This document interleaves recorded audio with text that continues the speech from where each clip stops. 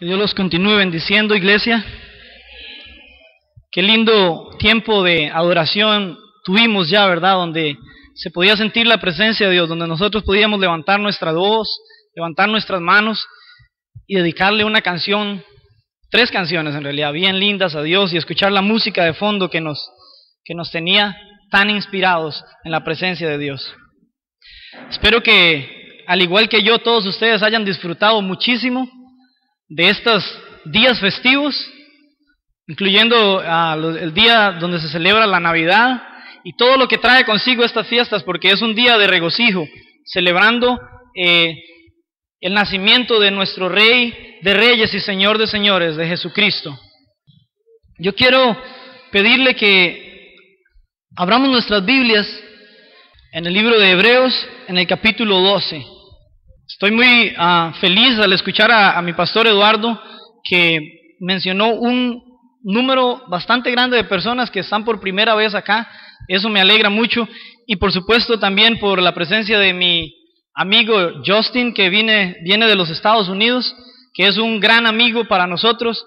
Es un amigo así como un hermano, casi como decían David y Jonathan. ¿Quién se acuerda de esa amistad? Nosotros lo queremos mucho, mi esposa y yo, y estamos muy contentos de tenerle con nosotros acá, y de que toda la iglesia y los amigos de acá puedan conocerle también.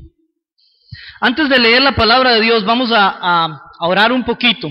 Quiero que, no es necesario que se ponga de pie, solamente que tome una actitud de reverencia ante Dios para poner en las manos de Dios las palabras, lo que vamos a decir el día de hoy. Dios, gracias por este día tan lindo y gracias por la oportunidad tan maravillosa que nos das de estar aquí. Dios, yo vengo orando por cada una de las personas de acá. Te pido que prepares el corazón de cada uno de nosotros para que nosotros podamos recibir tu palabra como tú quieres que la recibamos. Prepara la tierra de nuestro corazón para que esa semilla caiga en nuestro corazón y dé fruto al 100, que al 60 y que al 30 por 1, como dice tu palabra. En el nombre poderoso de Jesús te pido que pongas palabras en mi boca para que todo lo que yo diga venga guiado por ti y sea para darte la honra y la gloria en todo momento solo a ti. En el nombre poderoso de Jesucristo oramos. Amén y amén. Dijimos que Hebreos capítulo 12. Vamos a leer 2 versículos solamente. En realidad vamos a estar hablando de esta parte, ese va a ser el tema específico, y vamos a utilizar también el capítulo anterior, que es el capítulo 11. Entonces no tiene que buscar mucho en su Biblia, solamente quédese ahí, recuérdese 11 y 12, pero ahora vamos a estar leyendo en el capítulo 12. Dice: por lo tanto, nosotros también, teniendo en derredor nuestro grande nube de testigos, despojémonos de todo peso y del pecado que nos asedia, y corramos con paciencia la carrera que tenemos por delante, puestos los ojos en Jesús, el autor y consumador de la fe, el cual por el gozo puesto delante de él sufrió la cruz, menospreciando lo oprobio, y se sentó a la diestra del trono de Dios. Cuando leemos esto y vemos que hay una parte donde dice: y corramos con paciencia la carrera que tenemos por delante. No sé si a ustedes también, pero a mí se me viene a la mente un atleta, tal vez. Una persona que está decidido a correr una carrera específica que se le ha puesto por delante. Y si usted y yo podemos volar con nuestra imaginación e ir y pensar en las Olimpiadas. ¿Cuántos saben qué son las Olimpiadas acá? Hace unos meses estuvieron las Olimpiadas en su apogeo, y ahí hay cantidades, sin número de atletas que llegan a correr una carrera, a lograr una meta que se propusieron. Hay un atleta que se los voy a mencionar porque a mí me llama mucho la atención. Su nombre es Michael Phelps. No sé si alguno sabe quién es Michael Phelps. Exactamente. Michael Phelps es un nadador de los Estados Unidos. Este es un increíble atleta. Si no me equivoco, no puedo darles este dato exactamente. Si no me equivoco, en estas Olimpiadas se retiró ya. O por lo menos se retiró de nadar solo. Ahora yo creo que todavía va a participar, pero en equipo. Este señor Michael Phelps, yo quiero que veamos algo para entender un poco mejor el mensaje que el autor de Hebreos quiere darnos.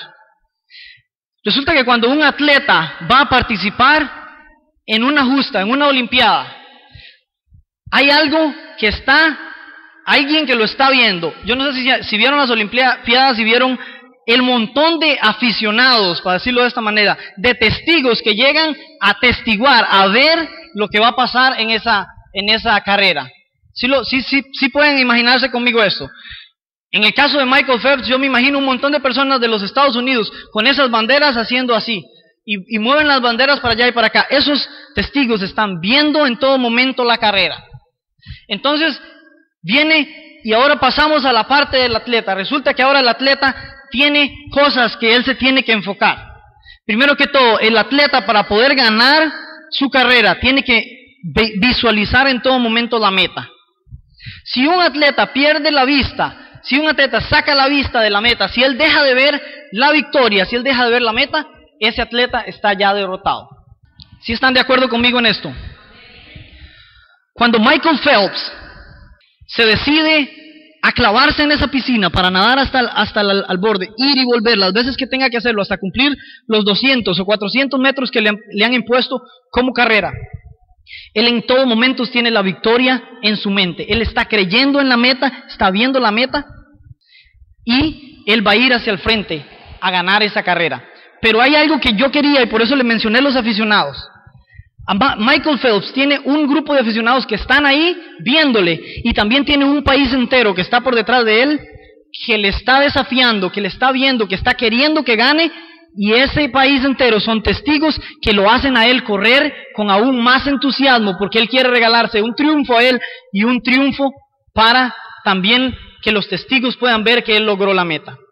En el caso de nuestras vidas espirituales no es exactamente igual. Nosotros no vamos a darle un triunfo a alguien. Nosotros corremos una meta que Dios ha preparado para nosotros, y tenemos testigos, y ya vamos a entrar en ese punto. Tenemos testigos que fueron grandes hombres de Dios, que ellos simplemente nos están viendo desde arriba, nos están atestiguando, y nosotros por eso tenemos que tener todavía más garras, más ganas de ir hasta el final de la carrera a lograr la meta que se nos ha encomendado. Dice aquí, por tanto, nosotros también teniendo en derredor nuestra tan grande nube de testigos, y ahí empieza la carrera. Sabiendo que tenemos los testigos, pero no sabemos quiénes son todavía. Entonces vamos a ver de qué nos está hablando. Primero que todo, quiero que entendamos el reto que nos hace el autor, y les voy a hablar un poquito. Hebreos, no se sabe quién es el autor de Hebreos. Aparece como desconocido, no sabemos quién fue el autor de Hebreos. Sin embargo, hay grandes razones para pensar que Pablo, el apóstol Pablo, fue quien escribió Hebreos. Y dicen que si no lo escribió Pablo, probablemente lo pudo haber escrito uno de sus sirvientes. Pero en realidad no sabemos como para afirmar que hayan sido ellos. Por el vocabulario, por la manera en la que se escribió, creemos que hayan sido ellos. El autor nos está retando a nosotros y dice, por lo tanto, nosotros también, Iglesia de las Nieves, nosotros también vamos a entender el día de hoy esa carrera y vamos a correrla. Para poder entender la carrera, antes de entrar a este punto, el autor nos entregó un capítulo entero, el capítulo anterior. Y él nos explicaba de qué se trata la carrera, y me pareció demasiado lindo, y aún confirmación más de Dios de que el mensaje era para nosotros el día de hoy. Que mi hermana se paró aquí sin saber de lo que yo iba a hablar y dijo que tenemos que tener fe. Tenemos que tener fe. Empecemos el mensaje. Ya les dije eso, y eso nada más me alegró mi corazón, y espero que alegre el corazón de cada uno de nosotros. Del versículo 1 del capítulo 11 del libro de Hebreos nos habla de la fe, y dice así. Como les dije, vamos a estar en esas mismas páginas. Yo creo que tal vez está en la misma página de su Biblia o una página anterior. Dice, es pues la fe, la certeza de lo que se espera y la convicción de lo que no se ve. Probablemente un versículo conocido por la mayoría de nosotros. La fe es lo primero que se nos pone para poder entender de qué se trata la carrera, de qué se trata y a dónde está la meta. Nosotros tenemos que entender primeramente qué es la fe. ¿Están todos atrás? ¿Me pueden escuchar bien? Sí. Ok. Dice, porque por ella, ¿por quién? Por la fe, alcanzaron buen testimonio los antiguos. Ya vamos a ver quiénes son los antiguos. Dice, por la fe entendemos haber sido constituido el universo por la palabra de Dios, de modo que lo que se ve fue hecho de lo que no se veía. Sin mucho que explicar, sin mucho que explicar, nos queda muy claro qué es la fe. La fe dice que es la certeza de lo que se espera. Es una seguridad de algo que nosotros esperamos. En nuestras vidas es la seguridad de que tenemos a un Dios que Él nos va a dar la victoria en algún momento en nuestra carrera. La fe es esa seguridad que nosotros tenemos por algo que nosotros vemos de lejos. Ese es Dios. Y es la convicción de algo que nosotros no podemos ver, pero que sabemos que está ahí, que es Dios. Entonces, al definir la fe, cabe, y es muy importante también que nosotros entendamos, y quiero que nos quede muy claro, que la fe misma no es algo que usted y yo tenemos porque somos muy carga. En Efesios 2:8, no necesitan buscarlo, si quieren lo apuntan y pueden verlo en su casa. En Efesios 2:8 dice que la fe es un don de Dios, es un regalo de Dios para ustedes. O sea, si usted tiene fe en su vida, puede empezar a creer que esa fe que usted tiene es algo que Dios le puso en su corazón. De ninguna otra parte usted la podía tomar. La fe es un don de Dios. Entonces estamos entendiendo, número uno, qué es la fe. Y número dos, que la fe misma no es porque somos muy carga, sino porque Dios nos ha dotado de esa fe. ¿Estamos claros hasta acá? Ahora empecemos a ver, en realidad voy a leerles un versículo más para agregarnos esto, para que vean la importancia de la fe a la hora de correr esta carrera. Brinquemos 2 versículos y caigamos en el versículo 6 del mismo capítulo 11 de Hebreos. Dice ahí, pero sin fe es imposible agradar a Dios. Sin fe es imposible agradar a Dios. Y lo tengo en la versión internacional, nueva versión internacional. Ya me lo voy a encontrar. Dice, en realidad, sin fe es imposible agradar a Dios. Entonces, ahí estamos entendiendo la importancia de nuestra carrera. Sin la fe no la podemos correr. Y la fe es algo que Dios puso en nuestros corazones. ¿Estamos claros? Y vean lo que dice la segunda parte de ese versículo. Porque es necesario, no hay opción, es necesario que el que se acerca a Dios crea que le hay y que es galardonador de los que le buscan. Es muy importante que si nosotros vamos a empezar a correr esta carrera, creamos que Dios verdaderamente existe por medio de la fe que Él puso en nuestros corazones. Y no solamente eso, que tenga seguridad usted en su corazón de que si usted le busca, Él le va a recompensar. Dice que Él es galardonador de los que le buscan. Dios necesita, o nosotros necesitamos para poder correr esta carrera, creer que Dios existe. Y creer también, no solamente que existe, sino que si usted se ha tomado ya de la mano de Dios, usted puede tener seguridad de que Él le va a recompensar. Tal vez no le va a recompensar en el momento. No se haga falsas ilusiones, pero usted puede tener la seguridad de que su recompensa está segura en Dios. ¿Estamos claros? Vamos a ver ahora un poquito sobre los héroes de la fe, que de eso trata el capítulo 11. Porque esos son los testigos de los que se nos habla en el capítulo 12, en los versículos con los que iniciamos. Dice, una vez más voy a leer el versículo 1 del capítulo 12, dice, por tanto nosotros también, teniendo en derredor nuestro tan grande nube de testigos, hasta ahí lo voy a dejar, estos testigos de lo que nos está hablando nos los había ya mostrado el apóstol, la persona que escribió este libro, en el capítulo anterior, y vamos a verlo empezando por el versículo 5. Hay muchos en realidad. Ya los que lo han leído, por ejemplo, estoy seguro que mi pastor Eduardo ya sabe que se habla de muchos grandes hombres de la fe, pero vamos a ver solamente tres.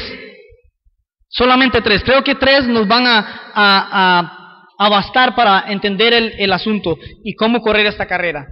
Versículo 5 del capítulo 11 de Hebreos dice así: por la fe, Enoc fue transpuesto para no ver muerte, y no fue hallado porque lo transpuso Dios, y antes de que fuese transpuesto, tuvo testimonio de haber agradado a Dios.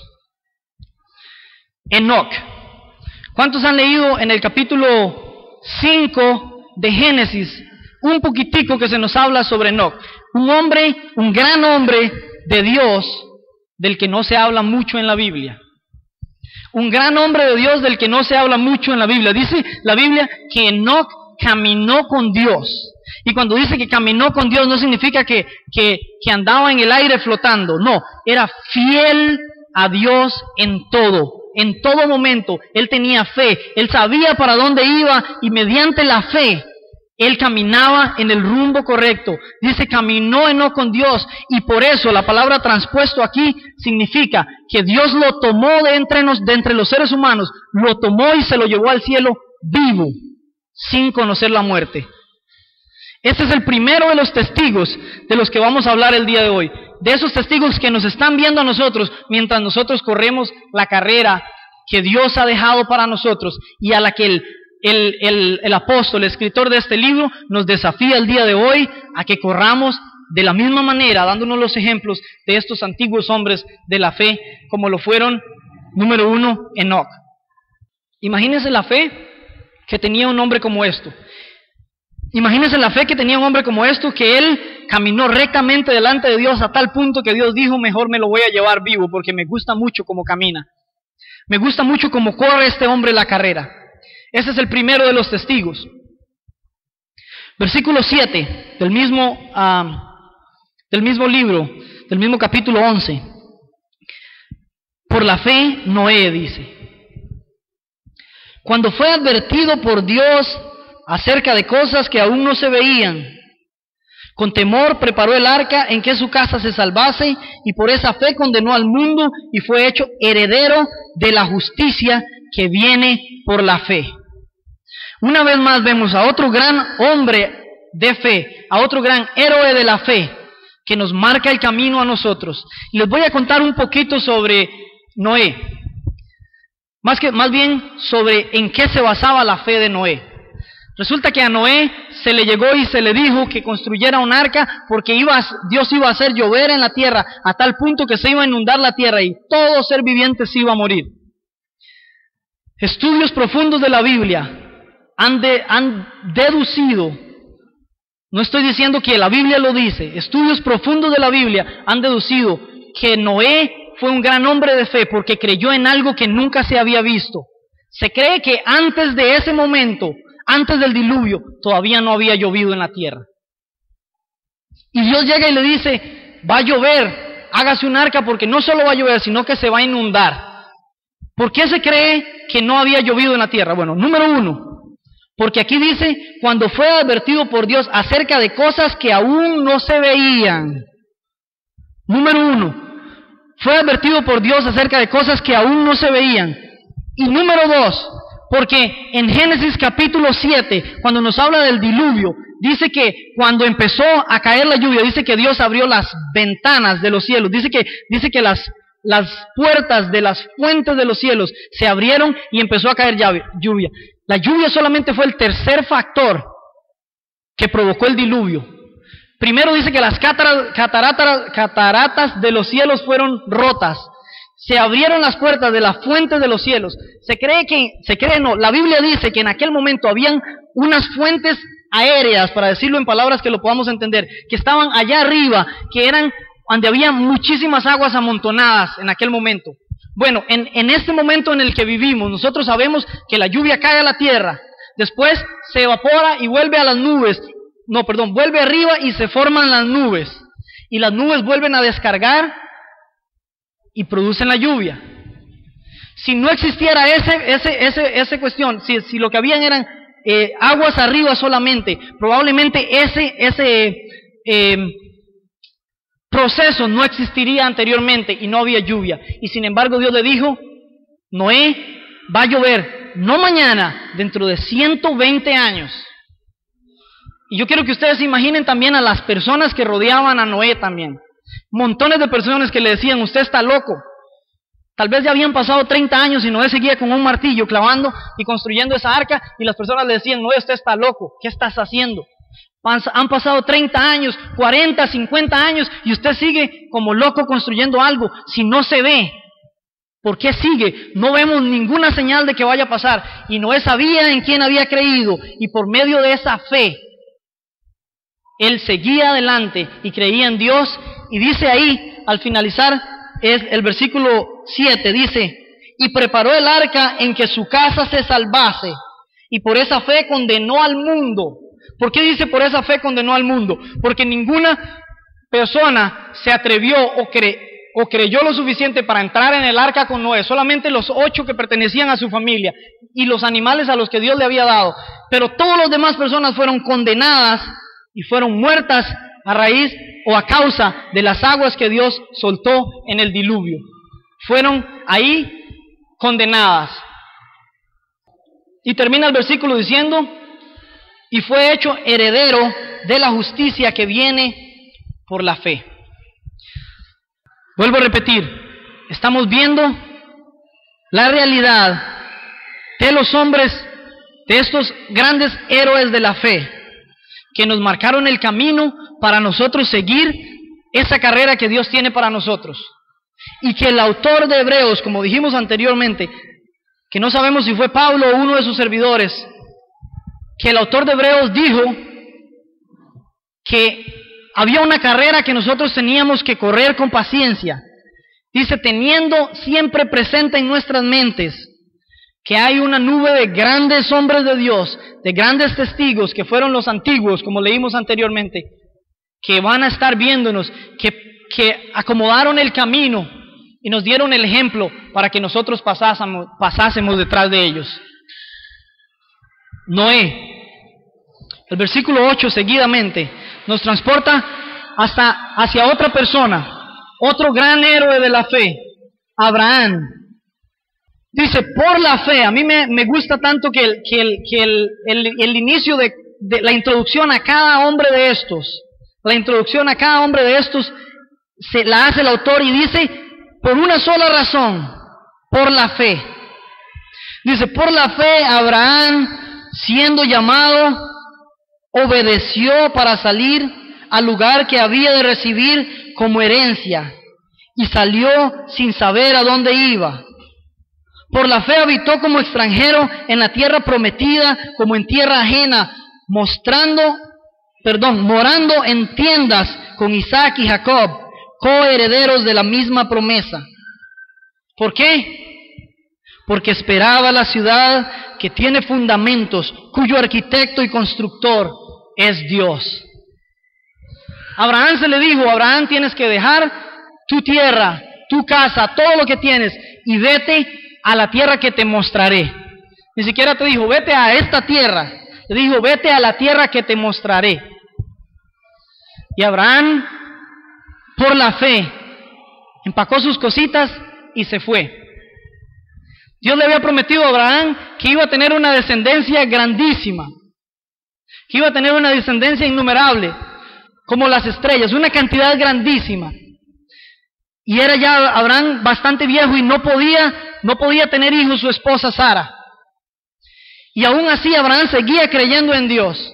Y después, cuando tuvo un hijo, que todos se saben esta historia, que se llamaba Isaac, cuando tuvo ese hijo, Dios se lo pidió un día y le dijo, Abraham, entrégueme su hijo. Vas a hacer un sacrificio y me vas a entregar a su hijo. ¿Cómo podía ser la fe de un hombre como Abraham, que fue en obediencia ante Dios a entregar a su hijo, confiando en que si era necesario para cumplir el propósito de Dios, Dios lo iba a levantar de entre los muertos? Y él siempre fue hacia adelante, él siempre corrió viendo hacia la meta. Y el versículo 10 nos habla, ¿por qué tenía tanta fe Abraham? Dice, porque esperaba la ciudad que tiene fundamentos, cuyo arquitecto y constructor es Dios. Hay un versículo que a mí, o varios versículos que a mí me llaman muchísimo la atención y que los quiero compartir con ustedes, y empiezan a partir del 13, y está hablando de Abraham y todas estas personas, Sara, Isaac, Jacob, y dice, conforme a la fe murieron todos estos, sin haber recibido lo prometido, sino mirándolo de lejos, y creyéndolo, y saludándolo, y confesando que eran extranjeros y peregrinos sobre la tierra. Porque los que esto dicen claramente dan a entender que buscan una patria. Vea qué bonito esto. Pues si hubieran estado pensando en aquella de donde salieron, ciertamente tenían tiempo para volver. Abraham tenía su mente, y Dios quiere que cada uno de nosotros corramos viendo positivamente hacia la meta en la misma que vio Abraham. Abraham tenía claro que su ciudadanía, como dice Pablo, no está aquí en esta tierra, que está allá en el cielo, en esa ciudad gloriosa que Dios estaba preparando. Dice que si él hubiese tenido la fe puesta aquí en la tierra, mejor sin ver, como no podía ver todavía, mejor se hubiera devuelto y hubiera quedado en su tierra. Pero él decía, no, yo sé que hay algo más, y no solamente algo más, que es mucho mejor. Yo quiero que ustedes puedan ver el complemento que hay acá entre la fe, número uno, entre creer que hay algo más que Dios tiene para cada uno de nosotros y que está reflejado en estos hombres de Dios, y número dos, la obediencia que ellos tenían. La fe, porque ellos creían con los ojos cerrados si era necesario. Y número dos, que tiene que ir tomado de la mano, es la obediencia. Hay un versículo que quiero que todo el mundo lo analice profundamente, y es el que sigue seguido del 15 al 16. Dice, pero anhelaban una mejor. Anteriormente decía que si era así, ciertamente tenían tiempo para volverse, pero empieza el versículo 16, dice, pero anhelaban una mejor, esto es celestial. Esa es la meta de nosotros, una patria celestial. Y dice, por lo cual, y esta es la parte que más me gusta a mí, dice, por lo cual Dios no se avergüenza, por lo cual Dios no se avergüenza de llamarse Dios de ellos.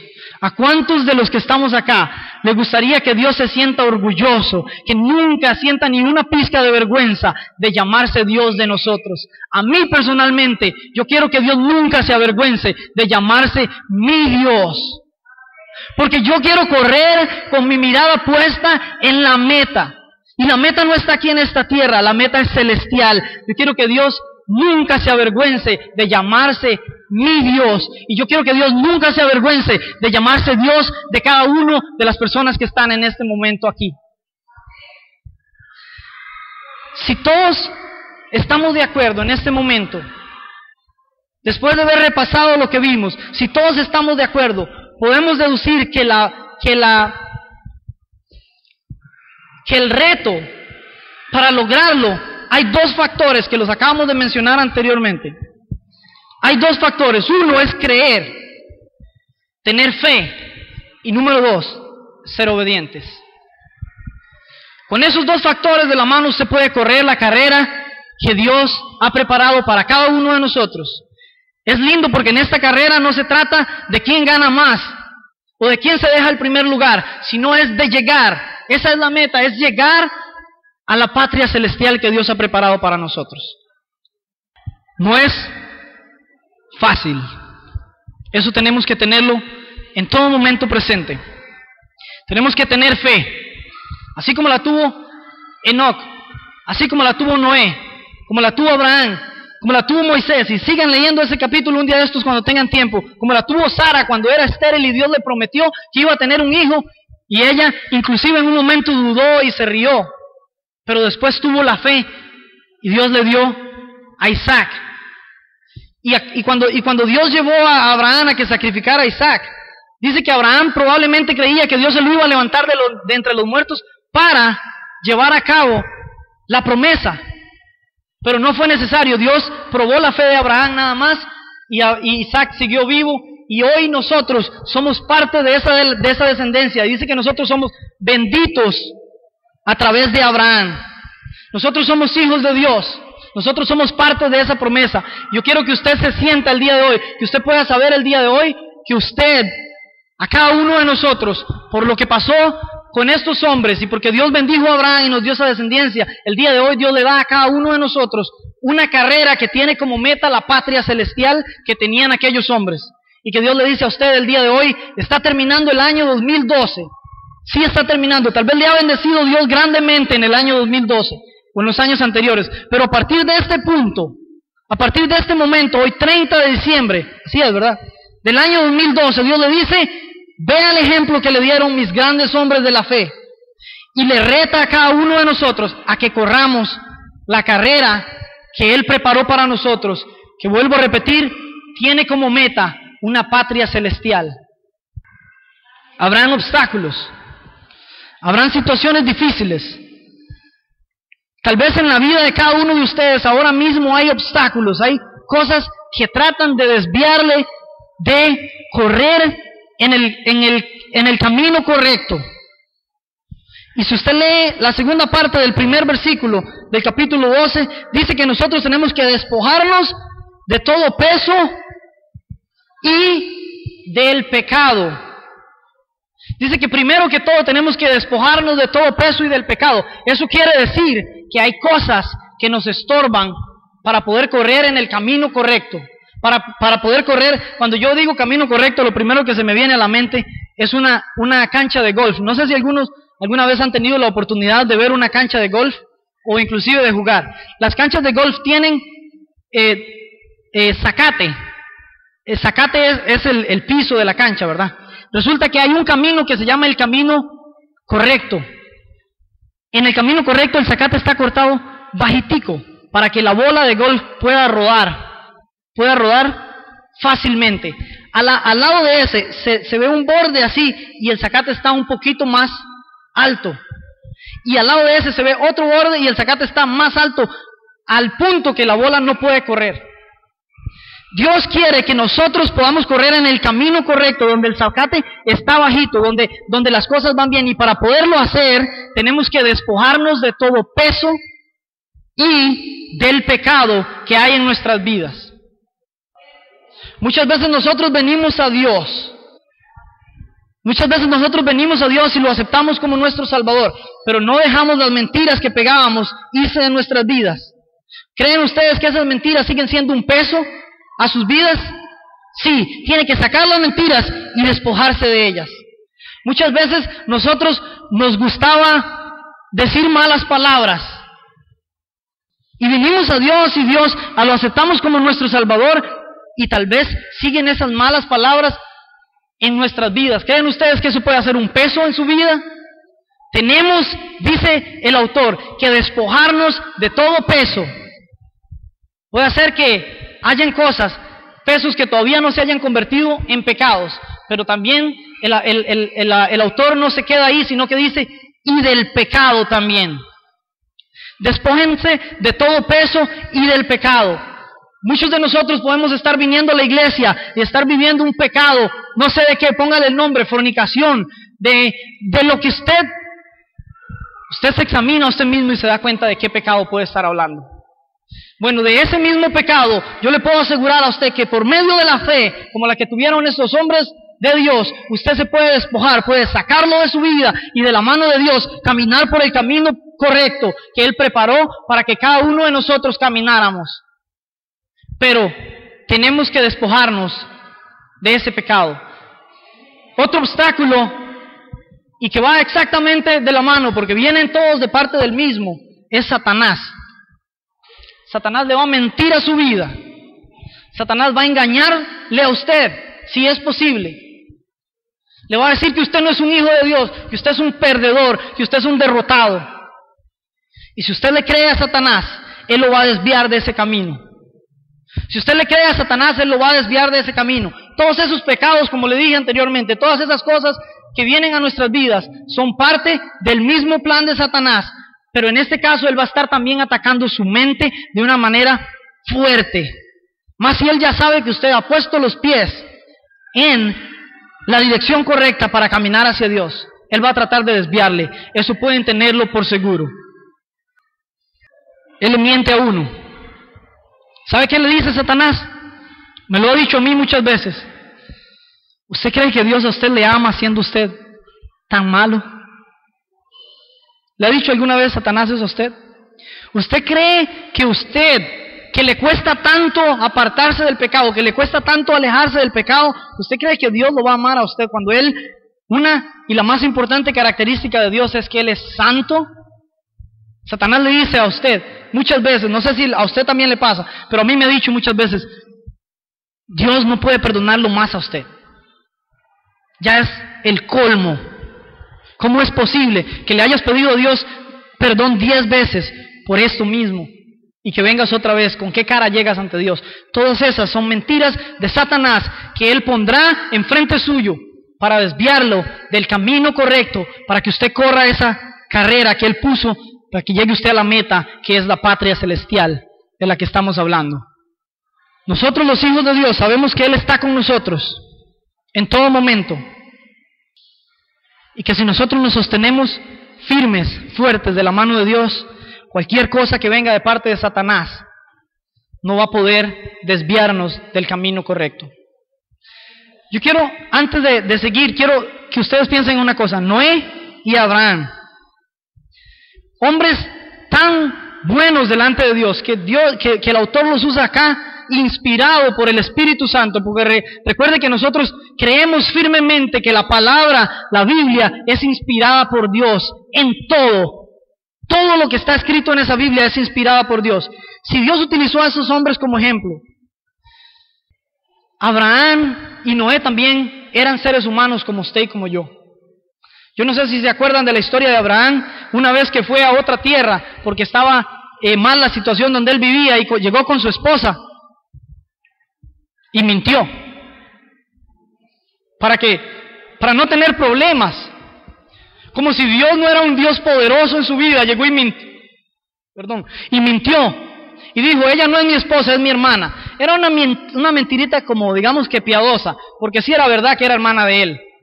Sara tenía un 50% de, ¿cómo se dice?, de parentesco con él, porque eran hijos, no sé si del mismo padre o de la misma madre, una de los dos, pero sí había algo de cierto. Pero la verdad era que él era esposo de Sara, y él falló. Quiere decir que si nosotros nos agarramos de la mano de Dios, no debemos de creerle a Satanás cuando él dice, porque usted falla no puede ser hijo de Dios. No, más bien vamos a decirle a Satanás, ¿sabe qué? Con la ayuda de Dios, yo voy a dejar de fallarle tanto a Dios y voy a caminar en el camino que Dios quiere que caminemos. Voy a dejar de fallarle tanto a Dios y caminar en el camino que Dios quiere que caminemos. Yo quiero contarles algo que estoy seguro que muchas personas ya lo han escuchado. Es una noticia que hace poco pasó en los Estados Unidos. Un muchacho, un joven, no puedo recordar exactamente la edad, tal vez tenía, yo me imagino, como unos 20, 21, 22 años. Un día fue y tomó un arma y mató a su mamá. Luego se montó en un carro y se fue hacia la escuela donde trabajaba su mamá como maestra, y mató a un montón de maestros, 4 o 5, no sé cuántos, tal vez 6. Los mató también, y no le bastó, sino que mató un montón de niños. 20, no sé cuántos. Esto es un caos. El mundo sin Dios es un caos. El presidente de los Estados Unidos, Barack Obama, propone soluciones a este caos y dice, ¿será que si yo prohíbo la venta de armas legales en Estados Unidos, es legal comprar un arma? No es que cualquiera, yo creo que hay un tipo de regulación, como tienes que tener un permiso, pero es legal comprar un arma y muchas personas compran armas. El presidente de los Estados Unidos dice, él dice, vamos a prohibir la venta de armas legales en los Estados Unidos. ¿Creen ustedes que esto puede ser la solución al problema? Dice el presidente de los Estados Unidos, voy a subir los impuestos, la tasa de impuestos, para que las personas ahora tengan que pagar más impuestos y de esta manera haya más presupuesto para tener mejor seguridad en las escuelas. El caos está presente en el mundo. Caos es un lugar donde Dios no está. Ahí hay caos.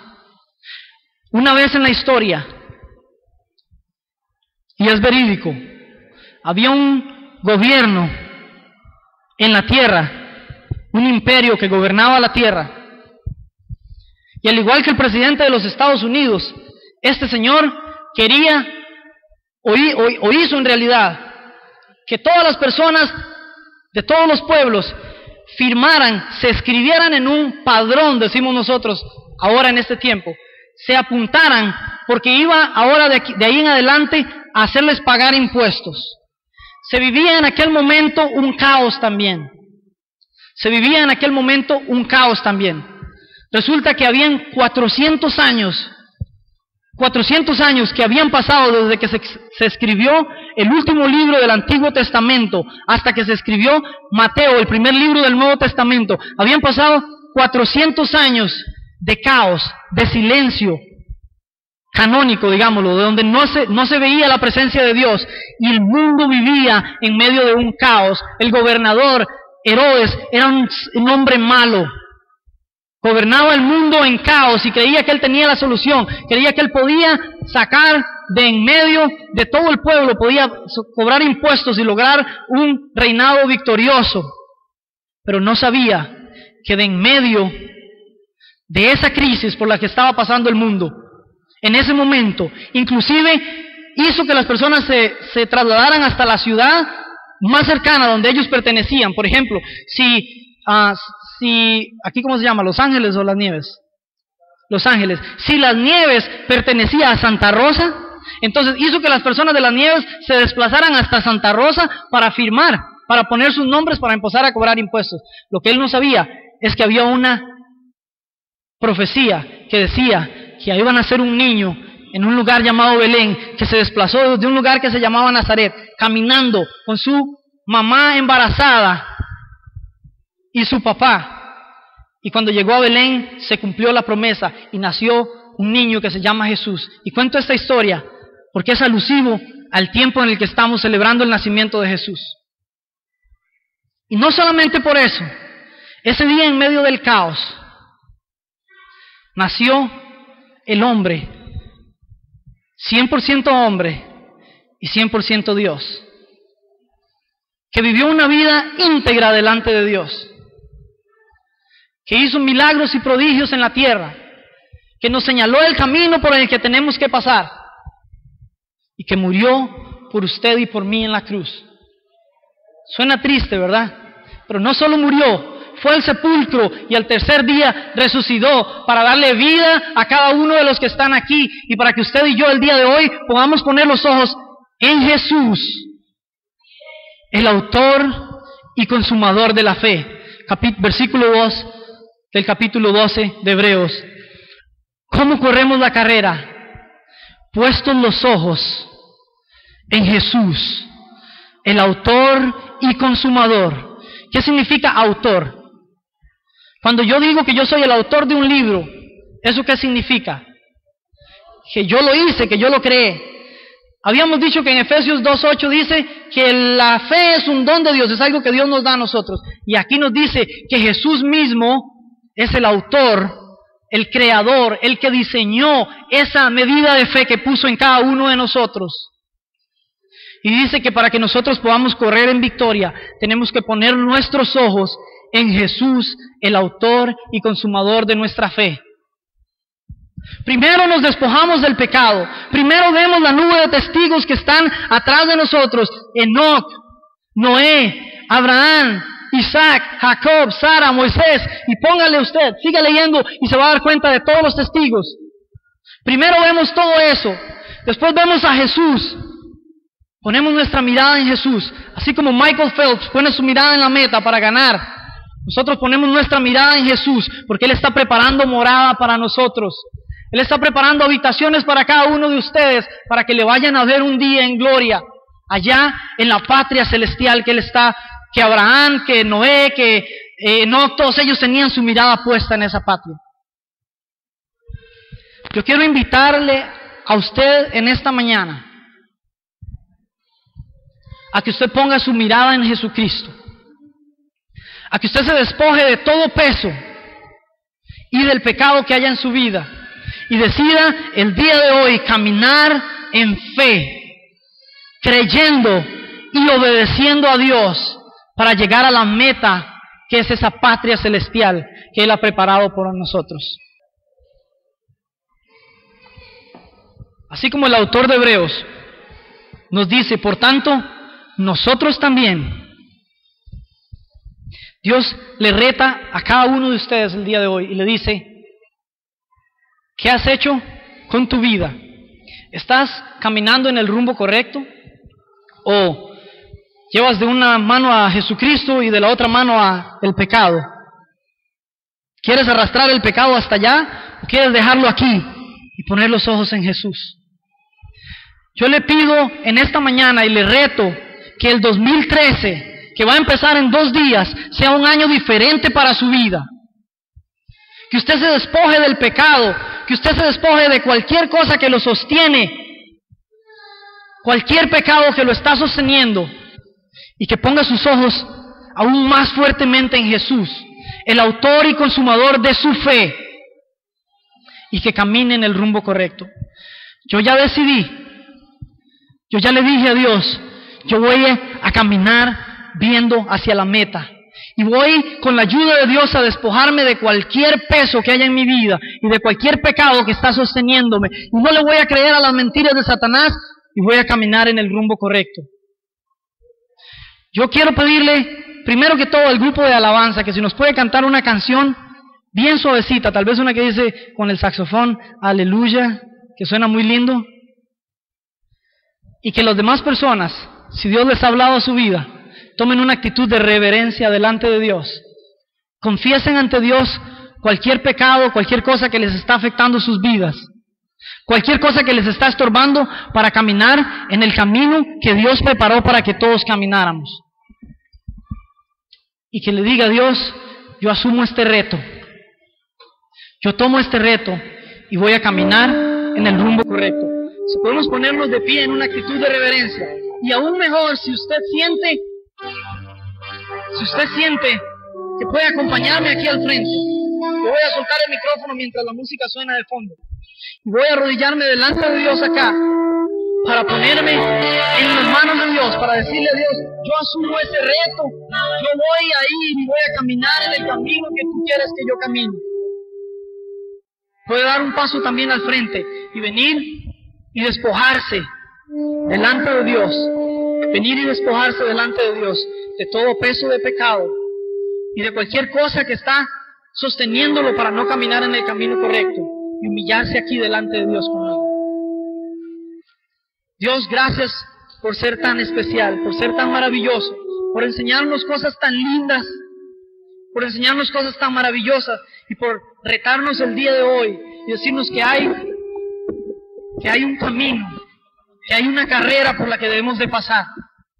Gracias porque eres tan lindo y porque nos das el ejemplo maravilloso de grandes hombres que caminaron en obediencia a ti, que tuvieron fe. Y el día de hoy mi persona asume ese reto y decide caminar en obediencia a ti. Que este año que va a entrar sea un mejor año para mi vida y para la vida de cada una de las personas que están acá. En el nombre poderoso de Jesucristo oramos. Gracias, Dios. Gracias porque eres el autor y el consumador de nuestra fe. Gracias porque un día moriste en la cruz por cada uno de nosotros y después resucitaste y juntamente contigo nosotros heredamos vida también. Nos resucitaste de un estado muerto donde no teníamos ninguna esperanza.